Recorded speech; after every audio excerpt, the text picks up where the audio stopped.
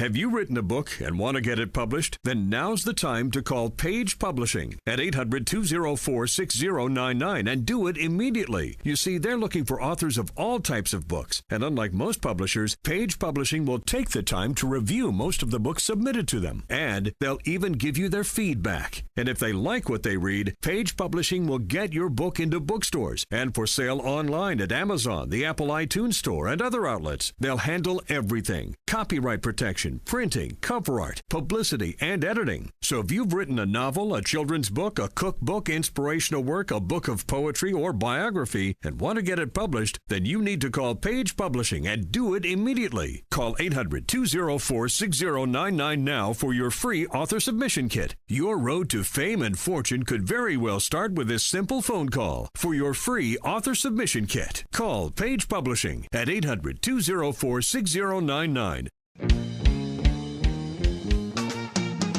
This is the Page Publishing Book Club. Good evening. I'm your host, Alice Stockton Rossini, along with my faithful engineer, Rob Barrett. How you doing, Rob? How you doing? You know what this is? It's another Page-a-palooza. Here on the Page Publishing Book Club, we have two shows in one night. The first show is right now. You're listening to a special hour-long edition of the PPBC. You like that? The PPBC. And then we'll have our regularly scheduled show at midnight. We have a whole new crop of first-time authors who will intrigue and inspire you. So let's get started. Dick Fox is from a small town in eastern Illinois. He's built a career as an agribusiness consultant, so he's done a lot of writing, a lot of public speaking, but it was 45 years after his experience in Vietnam that he finally wrote The Domestic Vietnam, America's War of Confusion. I thought about it the whole time for several reasons. I just got to Vietnam when the Tet Offensive started in early '68, and that was called, '68 was called the defining year. It's what really flipped things over in Vietnam and made it such a frustrating, long endeavor. But so I thought about it all those times. I was in helicopters, which gave me a broad view of really some strategic battles at Quai Son and the Battle of Hue and Con Thien and those kind of things. So I always felt, also because of my writing skills, that I had a story that I wanted to do. And at about the age 50, I ran into 3 serious back surgeries in a row that kind of sidelined me from my career. And when I recovered from all that, I thought, well, now I have the time to sit down and write this book that I had been thinking about for a long time. What is it that we should learn from this book? Well, the title, The Domestic Nam, is because I went. People think of the guys that went, and that's true. And of course, it was a war of individuals, because as a nation, we had no clue what the heck we were doing. I spent some early time in the book developing our era of post-World War II kids with dads that were veterans of that war, and how we grew up with that sort of patriotic influence. We were in a small town, so store owners, teammates, teachers, everybody kind of knew each other, and so there was a whole domestic side to it. Plus, I joined the Marine Corps when I was 18, and I hit Nam when I was late 19, and you don't just hit Nam and know what you're doing. We grew up hunting in timbers and ridges and creeks, and there's no question that all of that helped keep me alive. But also in the book, you've got a Marine at Quai Son, but he's not really there alone. He's got parents and relatives and neighborhoods and stuff, and so I go back and forth a little bit from some of the Marines back to what their parents are going through when they pick up the paper and hear about the battle at Quai Son that they know their son is in, and what that domestic side looks like. And then at the end, I take a brand new view of why we went to Vietnam. Why did we go to Vietnam? And in my opinion, we went to Vietnam full scale to cover up who killed Kennedy, and distract from the Kennedy assassination and what was going on in Cuba, and that whole thing. Well, you know, Dick, it's not the first time it's been suggested that the U.S. used the Vietnam War to cover up the Kennedy assassinations. But from what I understand, you're hoping that by bringing in the domestic side of the story, that you will engage and educate people who weren't even around during the Vietnam War and give us all something to think about. All right, speaking of education, how much do you know about Confederate uniforms? It's the subject of Ken Wood's book entitled The Soldier's Woods. Now, I can't say that I ever thought much about Confederate uniforms, but I have to say, Ken, in reading about your book, I'm surprised to find out how many misconceptions there are. It's very little understood, and what has been published has been very poorly documented, researched. And what I did was go to the source, what the soldier said, or what the people along the route of march said about the soldiers' uniforms. I figured that would be the way to end the controversy, so to speak. I didn't realize there was a controversy over the soldiers' uniforms. Okay, I've been a Civil War reenactor, and I've been in various colleges, haven't had to take history classes. And yes, there is especially among reenactors, we want to get our uniform correct. But when there's conflicting statements from here and there as to what they were wearing, what color this was, what cut, it's like, all right, what are we doing now? We're supposed to be preserving history for the spectators, but how do we do it if we don't know what was right? It was a lot of work, especially at times when I'm trying to translate 150-year-old handwriting. Where did you find these letters and these descriptions? Various archives, the Museum of the Confederacy, and I will go into the archives and go through the soldier's letters or his diaries, memoirs, what have you, and then translate the handwriting. Some of that handwriting and the ink is faded, and the paper was never very good in the first place. Sometimes the handwriting was so bad, I had to use some coworkers. We're all registered nurses, and we're used to bad handwriting. Doctors are notorious for that. And so at one diary, it took 5 of us to translate it into basically understandable English. But it was worth it because several of the things in that diary were stuff that had never been published before. What did you find out? Most of the time, the uniforms were quite ragged. They had a mixture of civilian clothing along with uniform parts, or a mixture of captured Union clothing with the Confederate uniform parts. And sometimes the uniforms were so ragged that they were just basically threads holding together. And a lot of times this was in winter. And these ragged, horribly, horribly ragged uniforms. And during the Antietam campaign, fall of 1862 in Maryland, a woman wrote that she saw a Confederate soldier break out of ranks, run out into the field, and take the clothes off of a scarecrow and change into his clothes and then come back into ranks. So, yeah, the majority of the time, they were quite ragged. Are you sharing this information with your other soldiers that are doing these reenactments? Basically, because I'm not an armchair expert, if I were to spout this in camp, they probably wouldn't listen to me. Now, I recommend to them that they buy and read my book. And, it's not just about clothing. I include a lot of interesting things that happen that I don't think anybody knows about, like the use of exploding bullets. Okay, Ken, I didn't know about exploding bullets, but I'll tell you, next time I see a reenactment, I am going to think about the authenticity of those uniforms. Our next author is Richard Pease, and he wrote a book called Sell More. So you know what I say, Richard? Sell more. Sell more. Just sell more. Whatever it takes, sell more. Exactly. And Listen, when you've done it, do it some more. There's only a bazillion sales books out there, but you're cutting through the clutter, right? There's a bazillion sales books out there, but you know what? Each one has a little bit of a different take, and I hope that I've been able to give somebody a different look about something that they may do every day, and I give them a way to do it differently. Well, I notice you focus on personal skills. Half the battle in sales is showing up and actually making the calls, and of course, so many times people show up for a sales call and they're not as prepared as they could be. So, well, doesn't the product matter too? The product matters, but you see a whole bunch of salespeople that sell. You can pretty much sell anything if you follow the basic rules of selling, and the sales call itself is really the most important part of it. All right. Where do we get hung up? What are the most common mistakes?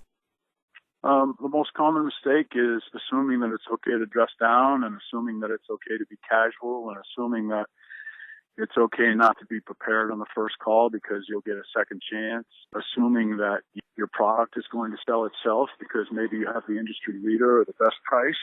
None of that stuff really is relevant if you don't make the sales presentation correctly. What do you sell? I sell printing and direct mail. In this internet age, I'll convince you of all the reasons why a piece of paper with your sale information on it is going to be effective and generate response for you. But the book is about the general concepts of selling, and I give a technique in there. I give several specific closing techniques, which I think have made it an easy to follow process for salespeople. Most of the time, people in a presentation, they either get so hidebound in the presentation that they've got to follow the PowerPoint slides 1 to 2 to 3 and explain everything in a PowerPoint slide.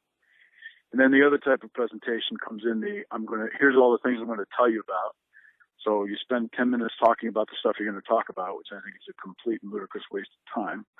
And then the presentation needs to follow a coherent sequence of events so that you lead up to the closing proposition to the customer, and then you lead up to the close with the customer. So my book gives specific closing examples in it.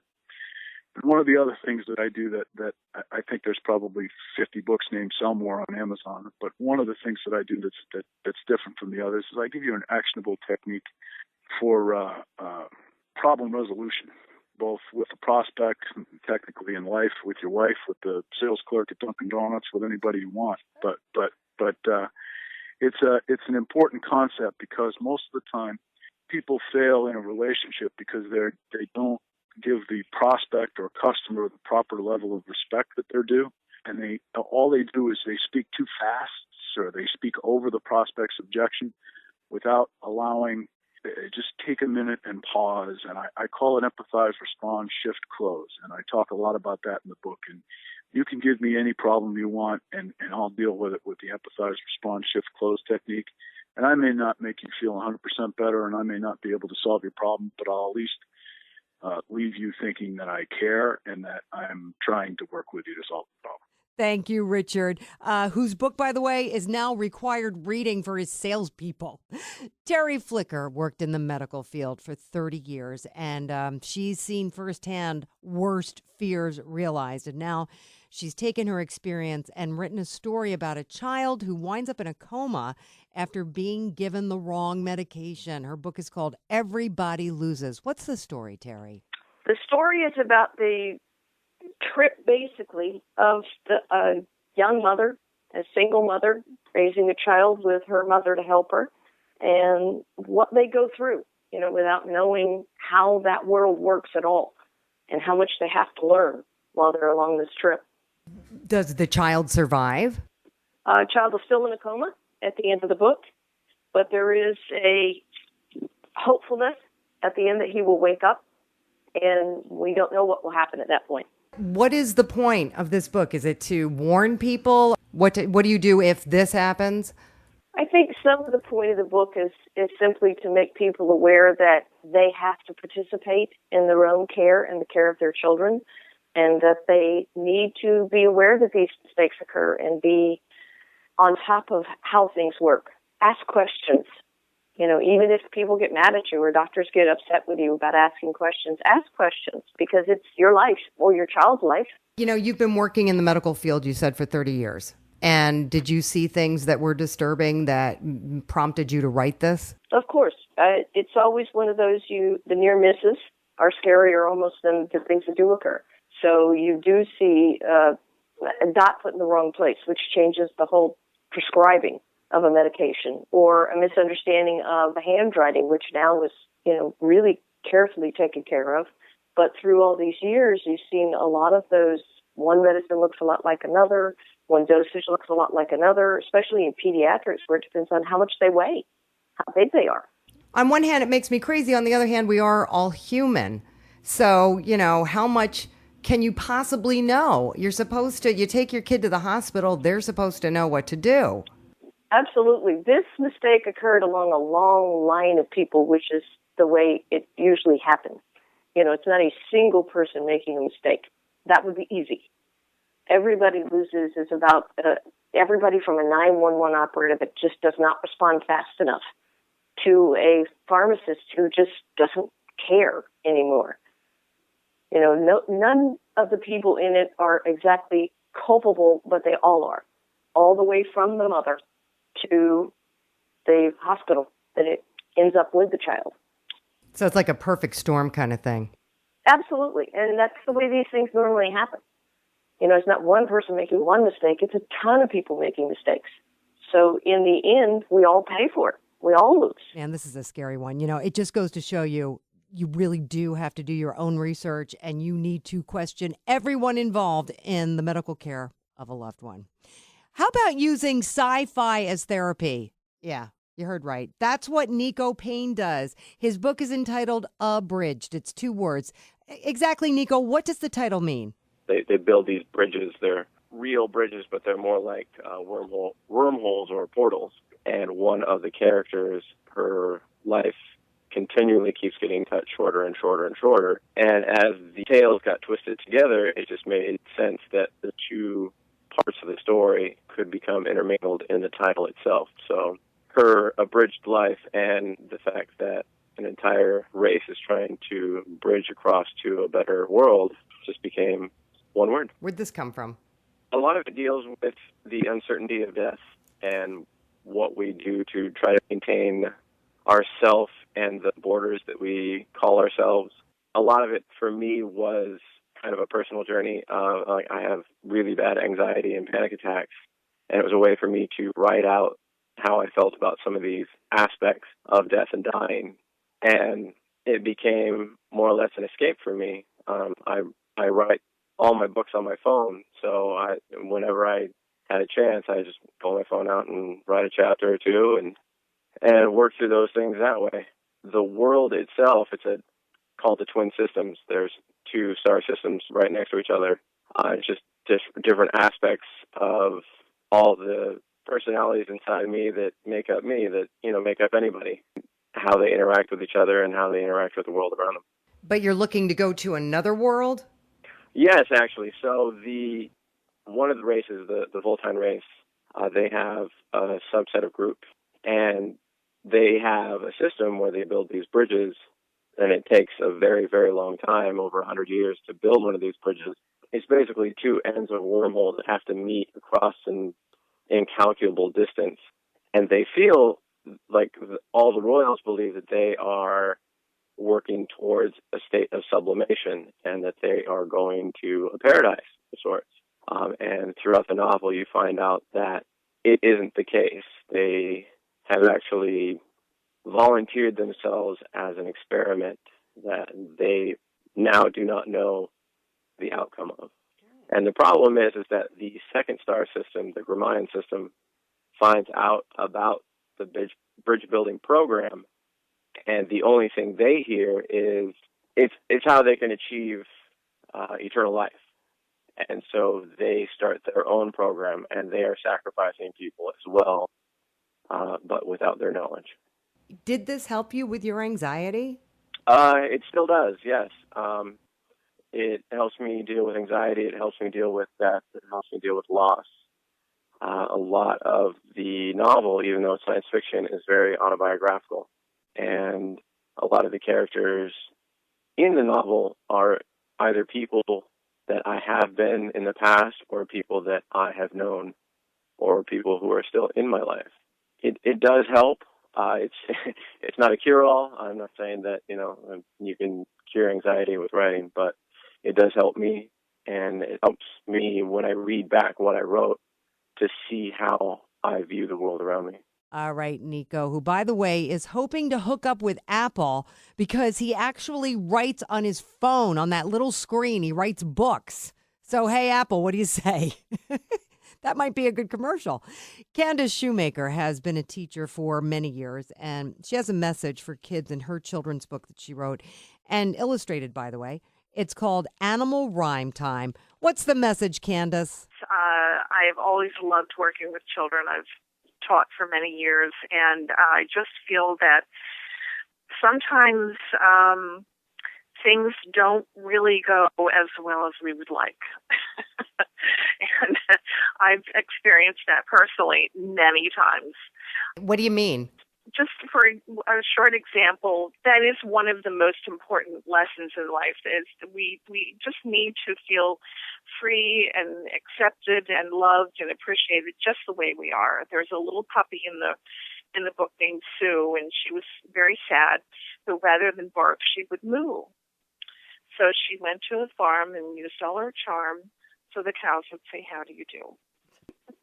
So many times we feel that we don't belong, we don't quite fit in. We feel like we look as if we do, and we should feel like we fit in, but for some reason we don't. And I thought that example in Sue kind of illustrated that in more ways than one.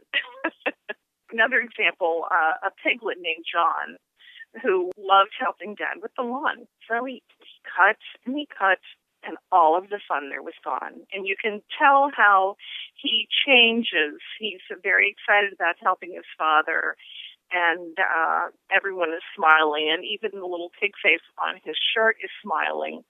And when he falls, he trips over a rock, and John begins crying, and the little illustrated face on his T-shirt is also showing a sad face. But at the very end, his father has his arm around him, and he's comforting him, and the sun is setting, and he was still very encouraged by his parent. So I know that a lot of parents do that encouragement. It's a wonderful feeling when a parent takes the time and shows that they're appreciated and loved just the way they are. For many years, I've always loved a limerick, and sat down and I wrote all of these limericks in one day. It took me quite some time to do all of the illustrations, but I thought to myself, why not take this and create some illustrations, and maybe I can create a book. I've always kind of dreamed about that, and it came to be. It sounds like, this is a book you want to get to kids. Any luck with that? I have a teacher friend. She asked me to come in and talk to her kindergarten class, and there were over 100 people in the room. We had a fun time. I had them singing along, and I talked about the illustrations, and they pointed out some things that they saw in the illustrations. And I would love to do that again. I would love to go in and talk to classes and talk to groups of children, and maybe go into some libraries, things like that. I would love that. All right, Candace, nice job. And I firmly believe if it's part of your plan, you will do it. Ashley Bono is next up. She got a Siberian Husky for her birthday, and the next thing she knew, she was writing a book about werewolves. It's called Howl. So connect the dots for me, Ashley. My dog, he inspired me just to write about werewolves in general, and about how the two main characters' bonds started when they were little. And just his presence reminded me of a dog I had when I was a lot younger than my bond with that dog when I was a lot younger, like the bond between the two main characters when they were very young. And then it grew from there. And after their childhood, the rest of that was just based off of how the story progressed. It wasn't really based off of anything else. The childhood of the two main characters was based off of my bond with my current dog now and my past dog. And it's about a child and a dog. A child and a dog bonding. Mm-hmm. And what's your message? Well, my message in the end, because they go through a lot of turmoil after they grow up, and the message in the end is that when you bond like they do in the book, that it can't be broken. And there are a lot of roadblocks in their lives and what happened when they get older that try to break them apart, and they come out on the other side. What kind of things try to break them apart? Family members from the young girl's past, and just the system of authority that's around them, try to break them up, and her parents and the magic that surrounds the stories about werewolves and things like that. That gets in their way and tries to tear them apart. So let me just get this straight. Is this dog a wolf? It is a wolf. And is the child a werewolf? She finds out later on that she is. That she's a werewolf. So they have a really unique bond. They do. And I mean, saying that my dog inspired it, no, obviously my dog is not a wolf, but she's the closest thing to a wolf, and that's what sparked it initially. And it's a very loose space between my dog and I and two characters in the book. It's just barely a grain of inspiration that started it. Who's this book for? My book, I dedicated it to my husband because the love that the two characters, when they grow older, share between each other is a lot like my husband and I. Oh, Ashley, that's so sweet. Well, good luck with your book and good luck with your writing. Oh, I hear some music. That means we have to take a quick break, but we are coming right back. Coming up, a wake-up call from Lucifer's Orchard. You don't want to miss that. This is the Page Publishing Book Club. Attention all authors. Page Publishing is looking for authors. Have you written a book and want to get it published? Page Publishing will get your book into bookstores and for sale online at Amazon, Apple, iTunes, and other outlets. They handle all aspects of the publishing process for you. Printing, cover art, publicity, copyright, and editing. Call 800-204-6099 now for your free author submission kit. That's 800-204-6099 for your free author submission kit. Hey, thanks for coming back to the Page Publishing Book Club. Look how many people came back, Rob. Oh my gosh. Our phones are lighting up. Our Page Publishing Book Club marathon continues with Carol Ann Petiani. She's written a children's book of Bible verses that she interprets and draws the pictures. It's called This Old Man. So, Carol, why don't you give me an example of what you've done? Okay. I got my little... It has this old man. He played one. He says, you should love everyone. And then it has with a knick-knack, paddywhack.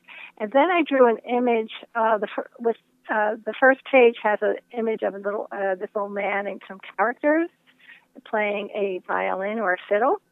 And it has like the number one, but with a character inside of it.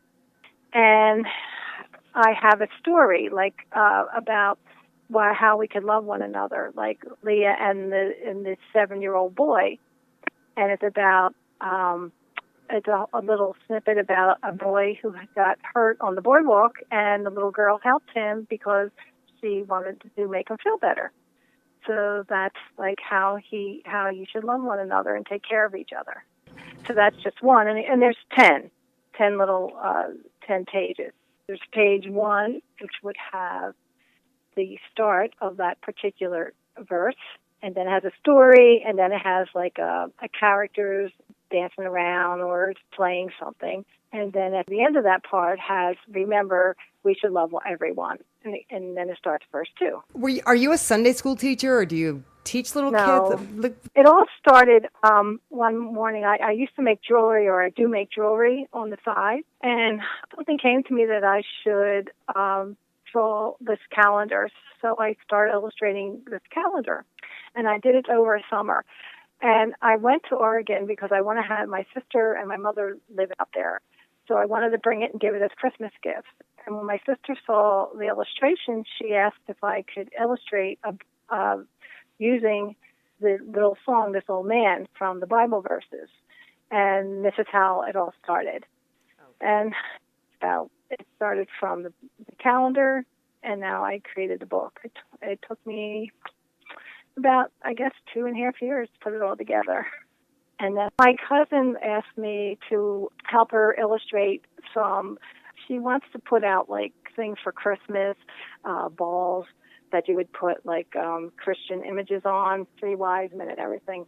I'm illustrating that, and then we're putting verses on that, and it's going to go in a book form, and then she wants to start putting the images and the phrases on different balls for Christmas or some other type of image bowls or something. This is what her plan is.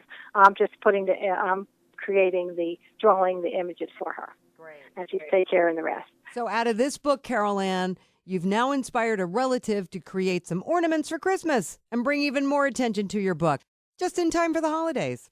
Christopher Dean has been writing poetry since he started college in 1999, and finally he put all of his poems together, and now he's published a book entitled Adirondack Blue. So exactly what do you write about, Christopher?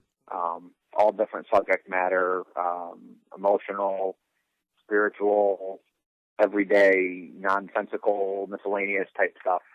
There's one about different colors and what they mean. There's one from an alternate perspective that's entitled From a Deer to its Hunter, just kind of twisting that around a little bit. And there's a bunch of other ones, that are centered around emotion or spirituality. When did you finally decide you were going to compile these? About a year or so ago, I started looking into what it would take to compile them and get them published into a book format. Did you ever submit them for publication anywhere? No, I didn't. When I was looking into it, I saw that a lot of traditional publishing houses, would want to have a literary agent present it to them rather than just an unsolicited, no-name person sending in a manuscript. So that's what led me to Page Publishing, because that wasn't the case. It gave me the opportunity to get the book published without having to, in turn, find somebody to represent me and promote it to a publisher. I was able to submit it to Page Publishing. It was reviewed, it was approved, and contract was signed, and the rest is history. And here you are. But a lot of times people who write poetry have submitted it to, the local paper or... Some of the poems have been published on poetry.com. There's a few of them on there. I did have also one that was published in the International Who's Who of Poetry in 2012, which I was named an award-winning poet for that and was published in that. So, which is an anthology of poetry for, from all people all over the world that submitted poetry. So, is this what you want to do for a living? If I could turn my writing into a career, yes. I know it's a dumb question because, of course, everybody I talk to wants to do that, and it's so hard. It is. I do have another book that's ready to be published. It's just a matter of having the finances to get it published, which I'm also planning to do through Page Publishing as well. And that one is actually a novel, so hopefully I can, keep writing and, make a little bit of money here and there. All right, Christopher. We should all be so lucky to do what we love to do and get paid for it. Am I right, Rob? Not everybody can be as lucky as we are, seriously. He's over there engineering, I'm over here talking. We are very lucky. Andrea Oserto is finishing up college as a marketing major, and along the way, he was encouraged to write. His first book is entitled Shipping and Handled, about a young man whose hopes and dreams are dashed. Tell me more, Andrea. It's a Western New York native, goes to California with his longtime girlfriend, and then what he finds there is not what he likes, and then she just ends up cheating on him, and then he has to deal with it. Did anything like that ever happen to you? Bits and pieces, and then, I'm from Western New York, so it was easy to write that part. And then, I just write, whatever is around me, and then, even movies and other books and all that stuff. So it all just blended together to make this. In the beginning, he takes a yoga class and finds peace on the beach. And then he goes home, and he finds out just then and there that he's been cheated on, and then he doesn't do anything about it because he found the peace, so he just kind of walks away instead of exploding on the guy or exploding on her. So then he has to just deal with it in a way of not doing anything about it, and then it just slowly eats him from the inside. And then he ends up starting to date his yoga teacher, And then that obviously doesn't work out. So then it all just comes together, and then it changes point of view for the ending, and it goes to his girlfriend, Jennifer, and then she finds out that he eventually killed himself. Oh my gosh. That's awful. And then she has to live with that. I know everybody's all mad at me for writing a tragedy ending instead of a happy end. What's your message here? I guess the message ends up just being, just find your peace the best way you can and smile at people, I guess. Do the best you can do for you while also doing the best for others, but don't ruin anybody else's peace, I guess. When you say this guy found his peace, he really didn't find his peace. Well, I guess the idea of him finding his peace really just comes from him moving from Western New York to California and then not really fitting in at first, and then he finds his peace where, I can actually live here. I think I'm fine now. I'm happy. And then once he's finally happy here, it just blows up in his face. Isn't that just like life? Exactly.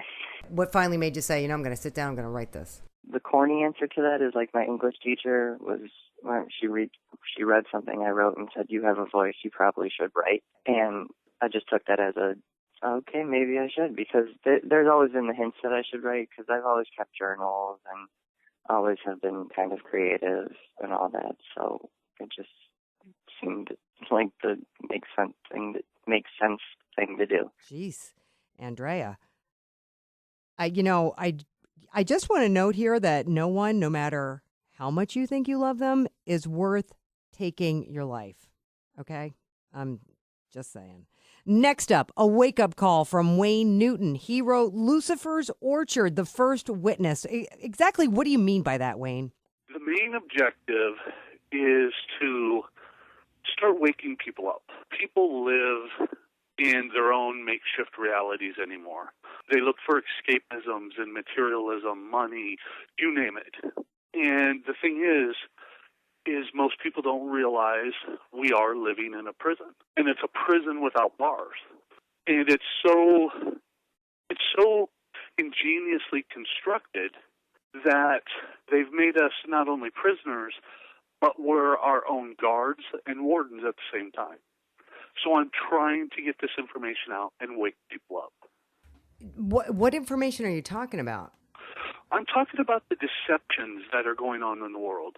The deceptions with religion, government, with corporations, you name it, these are all tied in together under the same system that started clear back in the time of Samaria. Interest. Interest is what makes people a slave anymore. They have interest on loans, interest on credit cards, interest on everything, and yet the people who say they're financing you have any money transferring from hand to hand. There's no gold, no silver, no nothing. It's an electronic made-up currency.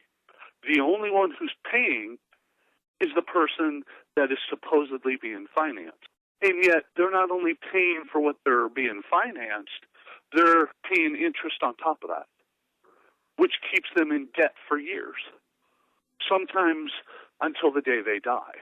You've really hit a nerve with me, I'll tell you that. I'm actually in the process of working on a story about student loan debt. That's evil. What's going on there?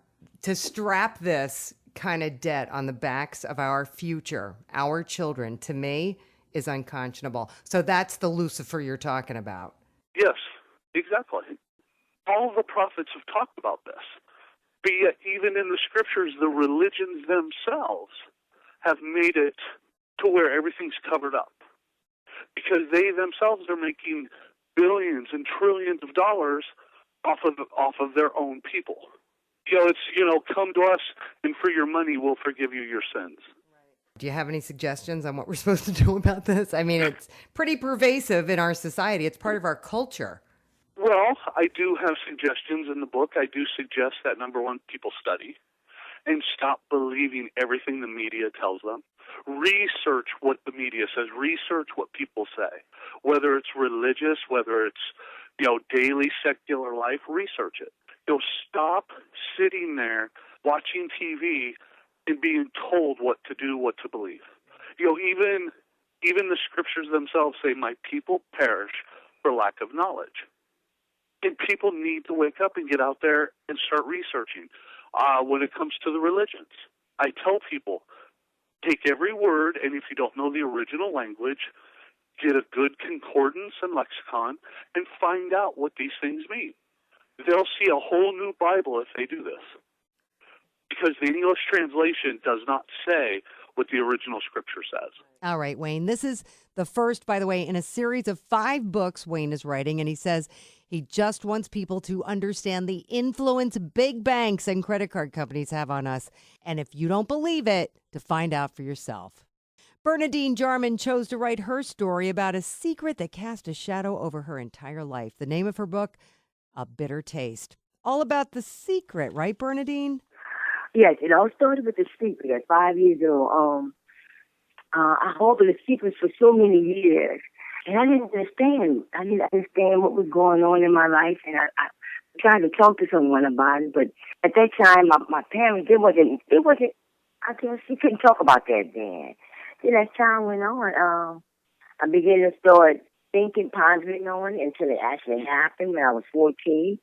And then from there, I went from smoking marijuana to smoking cigarettes and then marijuana and then to my wife, crack cocaine. So I call crack cocaine my wife because I spend all my time with her. And this is all because of this secret? Yes, everything that happened to me is all because of this one secret. Me being a lesbian. That's the secret. See, I was harboring feelings of girls for a very long time in my heart. Not only that, at the age of 10, I wanted to have a relationship with my 5th grade teacher. I fell in love with my 5th grade teacher. So I stayed there for 21 years of my life, and then I realized I couldn't live like this anymore. I was doing a lot of fighting. It was just mind-boggling. I mean, everything was just crazy because with the girls and then the crack cocaine, I was just losing it, man. And finally, I just laid on my floor in my bedroom, and I just called out to go. And I said, I can't do this anymore, Lord. There's no way I can continue to live like this. And I tell you, June the 27th, I let it all go. Let everything go. Never turn back around. Did you ever get any help? Oh, yes. I went to rehab for 7 years. 7 times I went to rehab. 7 times. But I always had reservations to use. No matter what. Every time I went to rehab, I had reservations to use. And when I came back, I might have stayed clean maybe a week or 2, ma'am. And it never worked. And then I went to a Christian program, and I stayed there for a year. And then from there, I went to Terre Indiana to start a Christian program. And that still didn't work until one day. I just had enough. I was just tired. I was at my wit's end, and I was just so tired. I said, Lord, I can't continue to live like this anymore. And I laid down on my floor. And when I got up, I tell you, when I say I was delivered, I was delivered. I had a son, and I took my child through so many changes. And I went to jail for shoplifting. I never been to jail for drugs, only for shoplifting. I just was a mess, ma'am. I just was a mess. You know what, Bernadine? You're not a mess anymore. Thank you. Thank you so much for sharing your story. Roses from the Divine was written by Carol Coles. She says it's about men, women, nature, strength, and challenges that women go through and overcome. Carol, give me a for instance. For instance, I had a very good friend who was going through an extremely difficult time. And she overcame drug addiction, living in the ghetto, moving from place to place. And I dedicated Lioness Queen, that's next to the first poem, to her. And any woman that can overcome the most savage challenges that life can give you, to me, is a queen and a lioness supreme. So this book is based on your observations of things that women have gone through that have inspired you?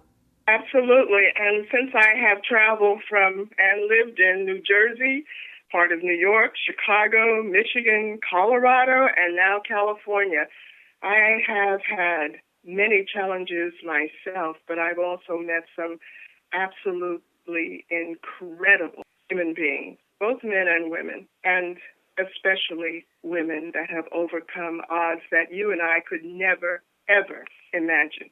I want to inspire those writers out there that are hesitating, that write in their room silently and say, well, I wish I could have it published. I wish I could, talk to other people about it. But I would hope that every prospective author that enjoys writing would write from their heart and their life experiences, as well as that intuitive and imaginary world that each of us holds, inside of us. And I would suggest also for those writers out there, young, old, etc., that they would keep paper and pen very close to them when they go to bed, because, Alice, one of the most inspiring times I've had is to wake up at 2 o'clock in the morning, reach for the paper and pen, and write, and then go to the computer, type it out, and then discuss it with, my significant other, my husband, and get, their opinions. And it's always good to get other people's opinions, friends, strangers, you name it. But don't ever give up that positive feeling. Don't ever give up on life's possibilities. No one can say it better than you. And I really believe that. And you're doing readings, right? You're doing readings?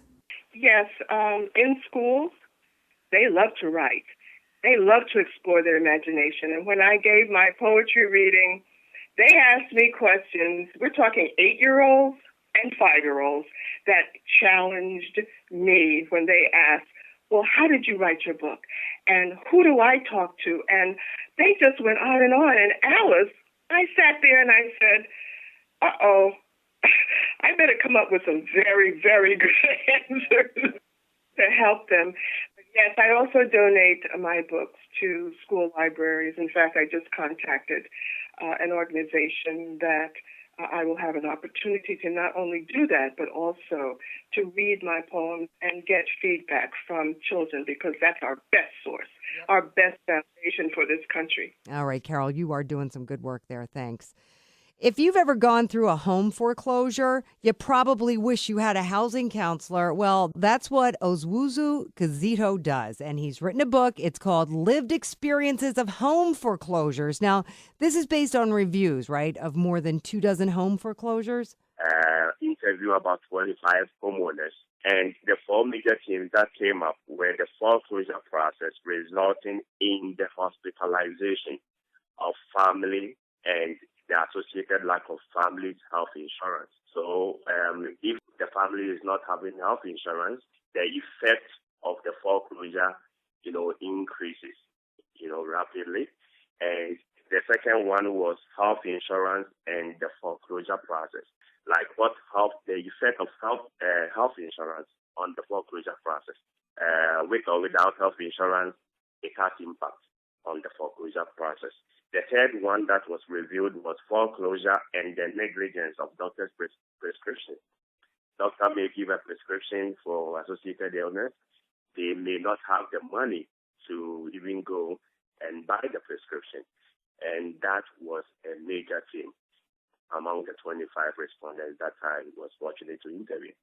And the fourth one was foreclosure as perceived loss of money and homeownership. Like, it's a perceived because they think they have lost, the world. They lose a lot of money. It could go on to displacement, when they are evicted. That's very important. And housing instability. What does all these, engulf? It brings depression to the homeowner. So those were the 4 key things that were actually reviewed in the study. So what's your advice? Definitely to have your hands on the book, Lived Experiences of Home Foreclosures, Consequences on Physical and Mental Health. Reason is that even if you are not going through foreclosure, it is a good read. You get to know what the experiences were and the mitigation strategies that were revealed in the book. I will encourage each and every homeowner to be able to read it and get the whole information. So you can avoid home foreclosure, and also, like you take precautionary measures to avoid it. Yes, and even if you are going through the foreclosure process, what you can do to solve that imminent problem. Because if you know what to do, the resources to contact, you may not end up in foreclosure because people may go through stuff. It happens. But if you know what to do, it has a major impact on the effect.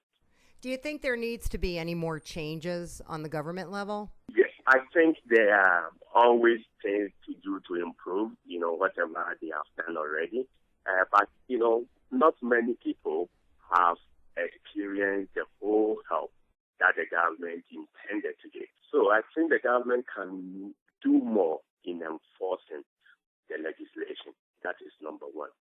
And secondly, practitioners, we the people in the forefront helping the homeowners, we need to know more by learning more of the legislations and, the strategies that have been put forward to help.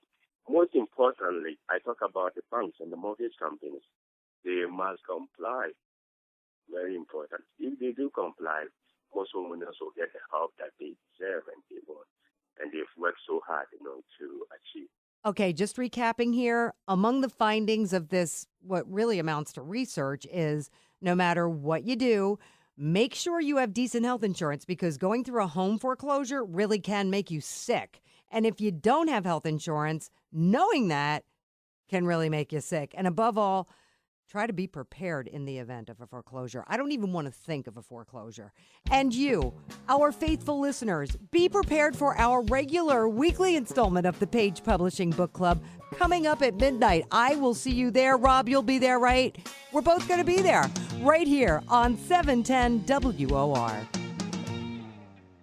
Have you written a book and want to get it published? Then now's the time to call Page Publishing at 800-204-6099 and do it immediately. You see, they're looking for authors of all types of books. And unlike most publishers, Page Publishing will take the time to review most of the books submitted to them. And they'll even give you their feedback. And if they like what they read, Page Publishing will get your book into bookstores and for sale online at Amazon, the Apple iTunes Store, and other outlets. They'll handle everything. Copyright protection, printing, cover art, publicity, and editing. So if you've written a novel, a children's book, a cookbook, inspirational work, a book of poetry, or biography, and want to get it published, then you need to call Page Publishing and do it immediately. Call 800-204-6099 now for your free author submission kit. Your road to fame and fortune could very well start with this simple phone call. For your free author submission kit, call Page Publishing at 800-204-6099.